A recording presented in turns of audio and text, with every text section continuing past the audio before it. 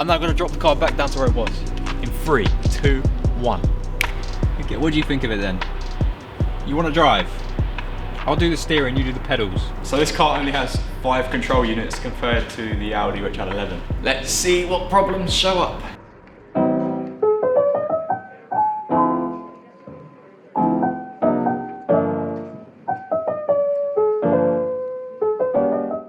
Hey guys, and welcome back to another video. So in the last video you saw me install the suspension on the Audi. Still very high praises for Raceline because the ride quality is alright. It's settled a bit now, so it's sitting a little bit lower.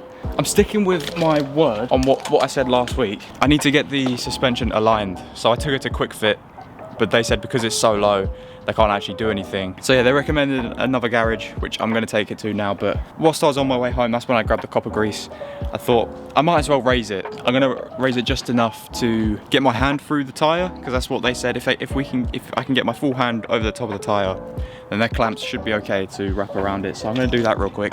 Spray some copper grease on the correct areas, and then see if they can align it. And then we have a toy to play with later, so stick around for that. So yeah, here's the coil, obviously, and the bit that I need to do before I try and adjust it is spray some copper grease, because this is really what I should have done before I put the coil on.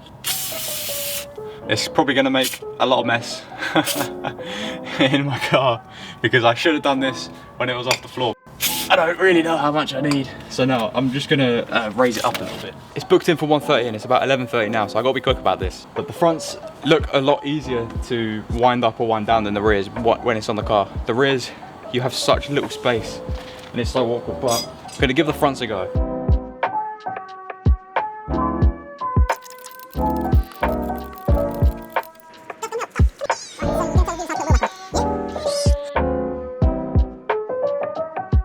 I know this probably doesn't seem logical, raising the car, getting it aligned, and then lowering it again. This time, when I re-lower it, I'm not gonna be taking the arms off and I'm not gonna be undoing all the bushings and things that actually throw your alignment out big time. Getting it aligned and then lowering it again should hopefully be better than doing nothing.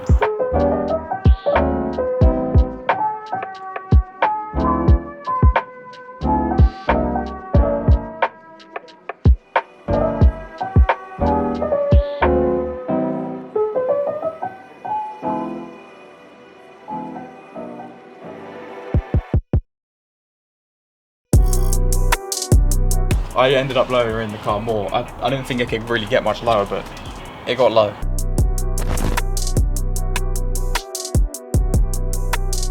So for anyone wondering how high Raceline coilovers go, there's your answer.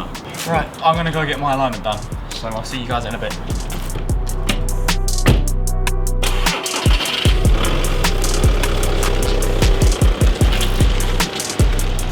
Right guys, we need to have a talk. Okay, we need to talk about this. Let me grab a seat. For the past 3 years, I've completely backed up OBDeleven. I've always had this in my car. It's like it's been my loyal companion to every car I've owned. You can do fun stuff with it and you can diagnose it and things like that, but it's getting a bit dated now and there's a new kid on the block. You got it boys, you got it. It's the OBDeleven 2. It's the updated one, alright? Because the old one was getting a bit dated. I mean, even look at the packaging. It looks so much nicer. Big thanks to OBDeleven for sending me this to try out. I've got 2 new cars as well to try it out with. Obviously, I last tried it out with the Mark IV and the Mark VI. I'm now going to try it out on an Audi A4 and my Corrado, which is sat in the back. Now the one that I've got is the Pro Pack. So it means it comes with additional features like coding. I'm going to use this one in the future for coding in my cruise control, because at the moment the Audi doesn't have cruise control, which I'm sad and gutted about, but we will eventually put cruise control in it. As soon as you open up the box, you get this nice little user manual. Tells you to download the app, plug it in, sign in, and then connect it to the OBDeleven device. So what's actually different about this one compared to the old one? That it is faster, it uses low energy Bluetooth, it's a lot easier to remove. It's apparently got a funky light that you can change the color of. And probably the most important thing is that it now works with iOS, not just Android. And in the future, there's more brands coming. So it's not just gonna be Volkswagen or Audi. I'm guessing, hopefully, BMW, Mini, just to say a few. Let's plug it in and let's see what it can do.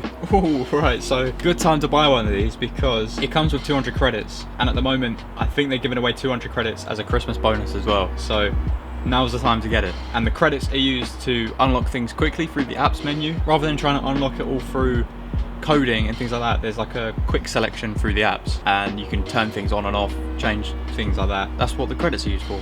So now we can scan it, find out what problems I've got with this car. The funny thing is this one now knows exactly what car it is, whereas last time with the old gen, you had to manually put in what car you had, probably as a bit of a safety check. So it scans through 11 different control units, things like engine, transmission, brakes, air conditioning, radio, airbag, and yes, you can reset airbag lights with this.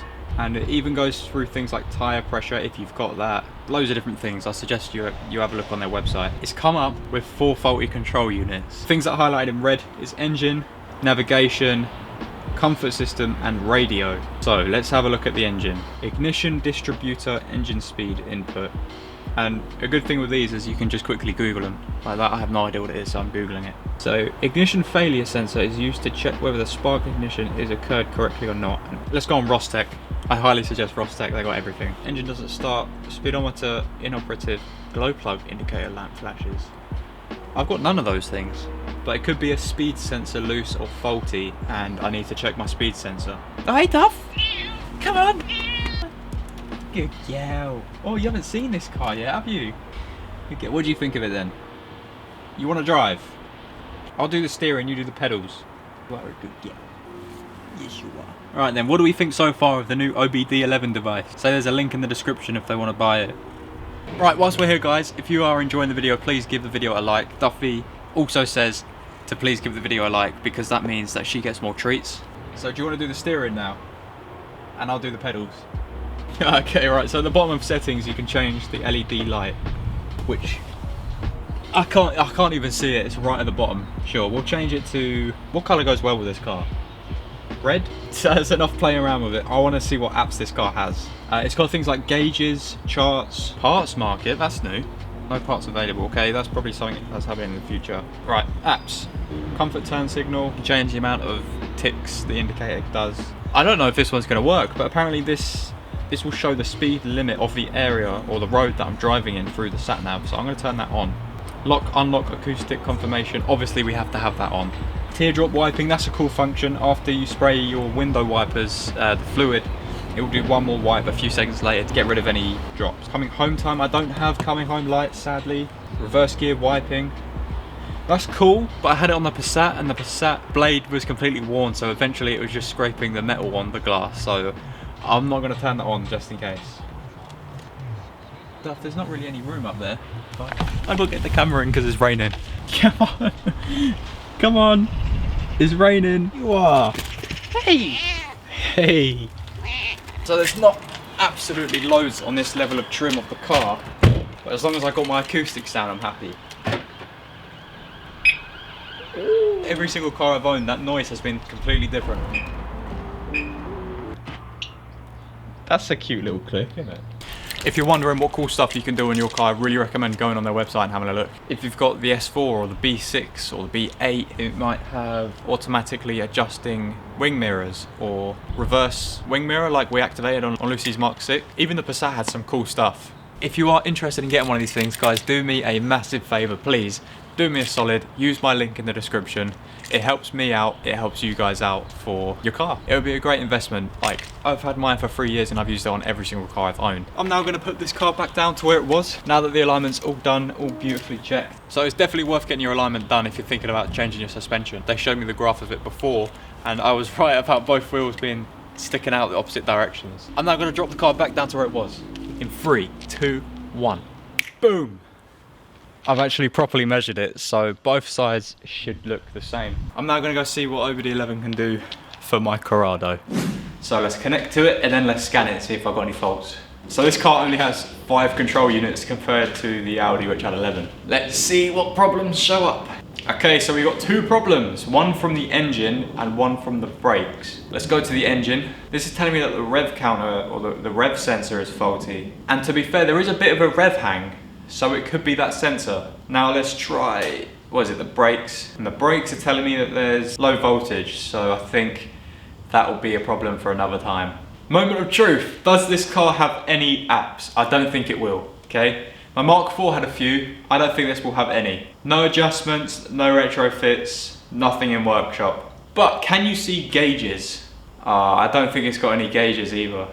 Yeah, no gauges and no apps. But still a handy tool to have for whatever car you got, because you can diagnose it on the go and all you need is that and your phone. Right guys, I'm gonna shoot. I've been trying to get the perfect thumbnail, but I don't know how to make it look good because this is such a tiny thing and I'm trying to bring it to the front of the camera and still show the car in the background, but whatever. Thank you for watching guys. Leave a like if you enjoyed the video like always. I really want to try and get this video to go on 300 likes. Let's try 300 likes. If you are interested, please use my link in the description. Highly recommend one of these. Like I said, they're giving away Christmas bonus credits at the moment, so now is a great time to go grab them. I will see you guys in the next video, and I promise we'll clean the car in the next video because it's filthy and I still haven't cleaned it since I've owned it. So we'll give it a good going over, but yeah. Let me know what you think of the car at the moment. There's gonna be some more content on the Corrado coming out as soon as I can. As soon as I get some more parts. I've disconnected the battery for now just so the battery doesn't go flat. And yeah, so the Corrado's gonna get worked on. It's really windy. Loads more stuff coming on the Audi as well. Subscribe for that. Thank you for watching guys, and I'll see you in the next video.